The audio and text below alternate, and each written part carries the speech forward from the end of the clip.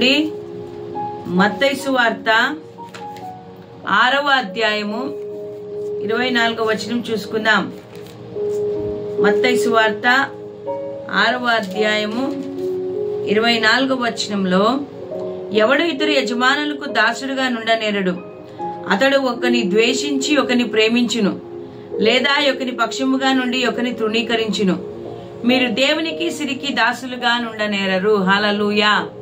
దేవుని నామానికి మహిమ కలుగును గాక. యేసుక్రీస్తు ప్రభువు కొండ మీద ప్రసంగము చేస్తూ ఆయన అనేకమైన మాటలను మాట్లాడుతూ ఉంటున్నాడు. ఇక్కడ స్పష్టంగా ఆయన అంటున్నాడు, ఒక మనుషుడు ఇద్దరు యజమానులకు దాసుడుగా ఉండనేరంట. ఒక వ్యక్తి ఇద్దరు వ్యక్తులకు దాసుడుగా పని చేయలేడు. స్పష్టంగా రాయబడింది. ఎందుకు?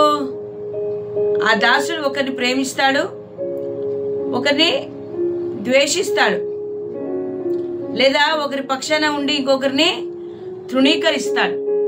కాబట్టి ఎవరినా ఒకరిన ప్రేమించగలుగుతాం కదా. మరి అదే యేసుక్రీస్తు ప్రభు ఈ ప్రసంగంలో చెప్తూ ఉంటున్నాడు. మనుషులు ఈరోజు దేనిని ప్రేమిస్తున్నారు? ఒక వ్యక్తి ఇద్దరికి దాసులుగా ఉండనేరుడు కదా. మరి ఇక్కడ దేవుడు అంటున్నాడు, యేసు ప్రభు అంటున్నాడు, దేవునికి సిరికి దాసులుగా ఉండనేరరు. సిరి అనగా డబ్బు కదా. నా ప్రియ సహోదరుడా సహోదరి, నీవు దేవునన్నా ప్రేమించాలా లేక డబ్బునన్నా ప్రేమించాలా? రెండూ కావాలి అంటే కుదరదు.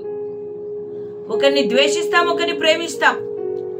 ఆ క్రమంలోనే మానవులైన మనమందరము కూడా దేనిని ఎక్కువగా ప్రేమిస్తున్నామంటే డబ్బును, సిరిని ఎక్కువగా ప్రేమిస్తున్నాం.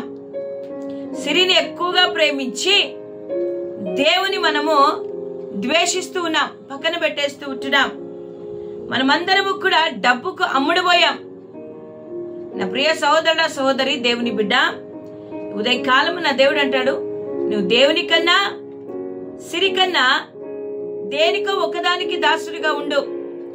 నువ్వు లోకాన్ని ప్రేమించి, లోకాశలను ప్రేమించి, లోకంలో ఉన్న వాటిని ప్రేమించి, డబ్బు కొరకు నువ్వు ఆశపడుతూ, డబ్బు వెనక నువ్వు పరిగెత్తుతూ, డబ్బే సమస్తమని నువ్వు అనుకున్నావేమో. అది కాదు. కానీ నువ్వు ఏదో ఒకదానికి మాత్రమే దాసుడిగా ఉండాలి. ఎందుకంటే మన దేవుడు రోషము కలిగిన దేవుడు. ఆయనను వదిలి వేరే దాన్ని ప్రేమిస్తే ఆయన సహించడు. రోషము కలిగిన దేవుడి ఉదయకాలం నీతో నాతో మాట్లాడుతూ ఉంటున్నాడు. అంటున్నాడు, నువ్వు దేవుని కన్నా సిరి కన్నా దాసునిగా ఉండు. కానీ మొదటి తిమోతిలకు రాసిన పత్రిక 6వ అధ్యాయములో 10వ వచనంలో, ధనాపేక్ష సమస్త కీడునకు మూలము. మూలమైనది ఏది? ధనాపేక్ష. ధనము ఉండాలి, ధనము అవసరము. దేవుడే మనం మనుషులకు జ్ఞానం ఇచ్చాడు డబ్బు కావాలని. కానీ ఈరోజు మనము దేవుని బిడ్డలైన మనం ఏం చేస్తున్నామంటే, దేవుని కంటే ఎక్కువగా డబ్బును ప్రేమిస్తున్నాం, ఆస్తుల్ని ప్రేమిస్తున్నాం, ఐశ్వర్యాన్ని ప్రేమిస్తున్నాం. మరి మనం ఏం చేస్తున్నామంటే, మనము సంపాదించుకోవాలని తప్పు మార్గాలలో వెళ్ళి అనేకమైన కీడులు చేస్తూ, అనేకమైన వాటిని మనం చేస్తూ దౌర్జన్యంగా మరి డబ్బును సంపాదిస్తూ ఉంటున్నాం. అది కాదు దేవుని యొక్క కోరిక. నువ్వు డబ్బు అక్రమంగా సంపాదిస్తూ ఆ ధనాన్ని సమకూర్చుకుంటూ ఉన్నావు, ఆ ధనాన్ని సమకూర్చుకుని ఉన్నావు. కానీ ఏదో ఒక రోజు ఈ భూమిని నువ్వు వదిలిపెట్టి వెళ్ళిపోవాలి కదా. అప్పుడు ఆ డబ్బు ఏమైతుంది? నువ్వు దొంగగా, మోసంగా, అక్రమంగా సంపాదించి దాచిపెట్టుకున్నదంతా కూడా ఈ లోకంలో వదిలివేయాలి. ఎందుకంటే భూమి మీద నువ్వు దేనిని సంపాదిస్తావో దాన్ని నువ్వు దేవుని సన్నిధికి లేక పరలోకానికి నువ్వు తీసుకొని వెళ్ళలేవు. నువ్వు దాన్ని వదిలిపెట్టిపోవాలి.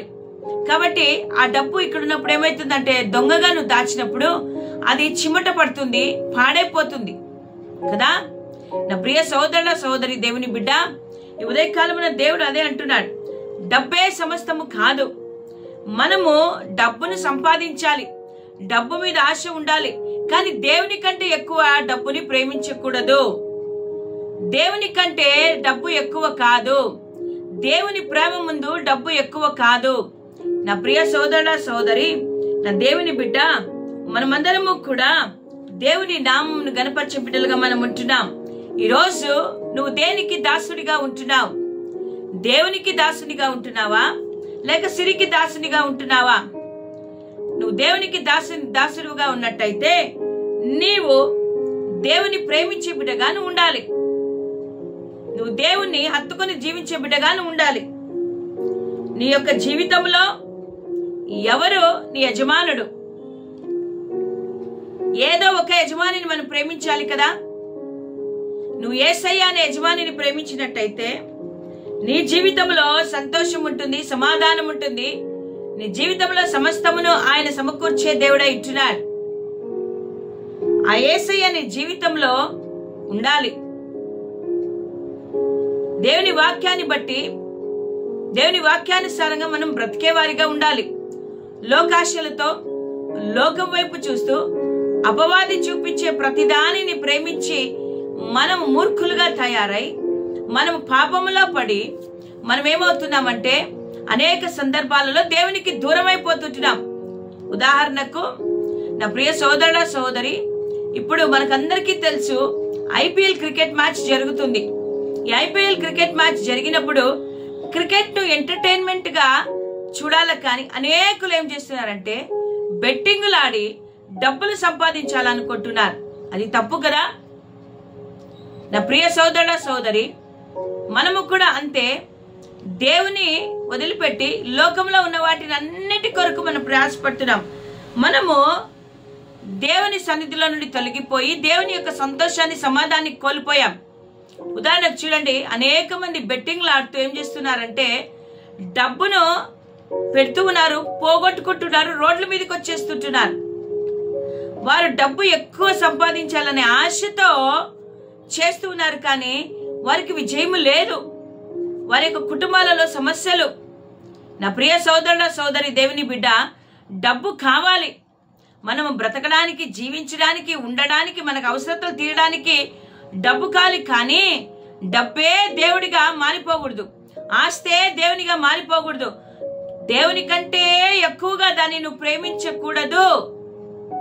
నువ్వు దేవుని ప్రేమించినట్టయితే ఆయన సమస్తమును నీ మేలు కొరకై సమకూడి జరిపిస్తాడు, సమస్తమును నీకు అనుగ్రహిస్తాడు. కాబట్టి ఉదయకాలమున ఏ యొక్క యజమానునికి నువ్వు దాసుడై ఉన్నావు? నిన్ను నువ్వు పరీక్షించుకో.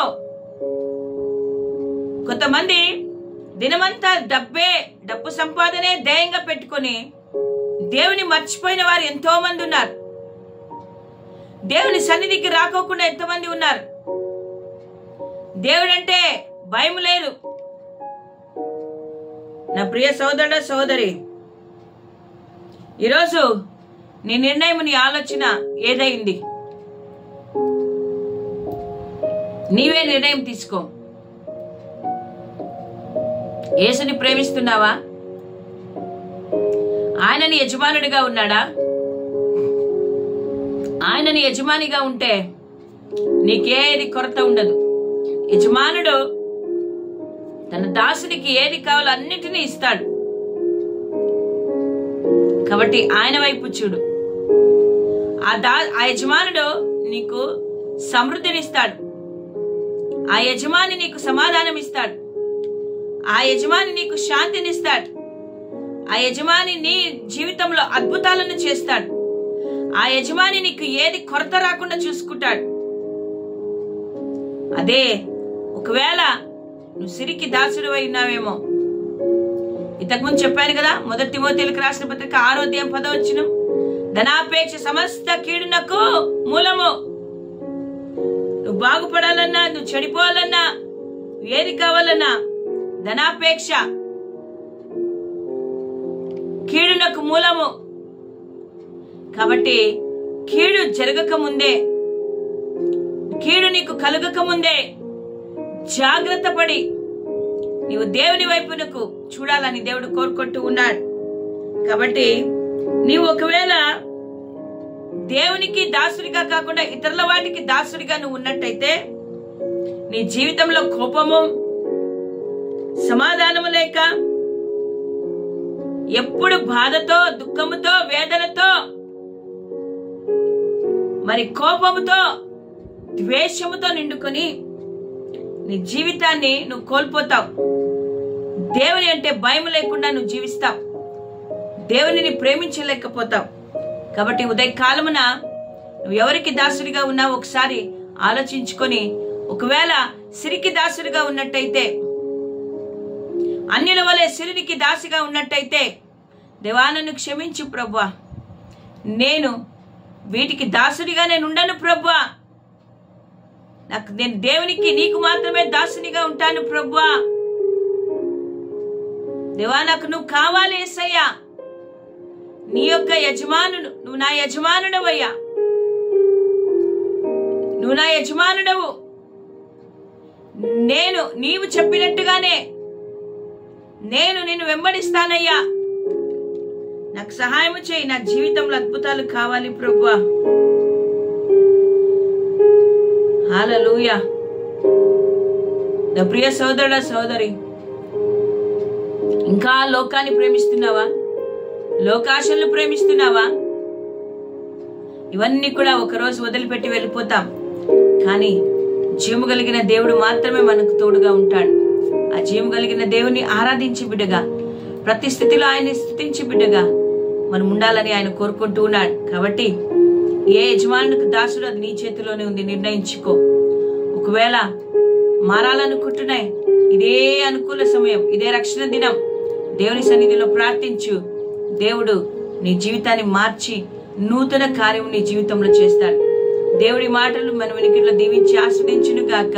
ఆమేన్, ఆమేన్, ఆమేన్.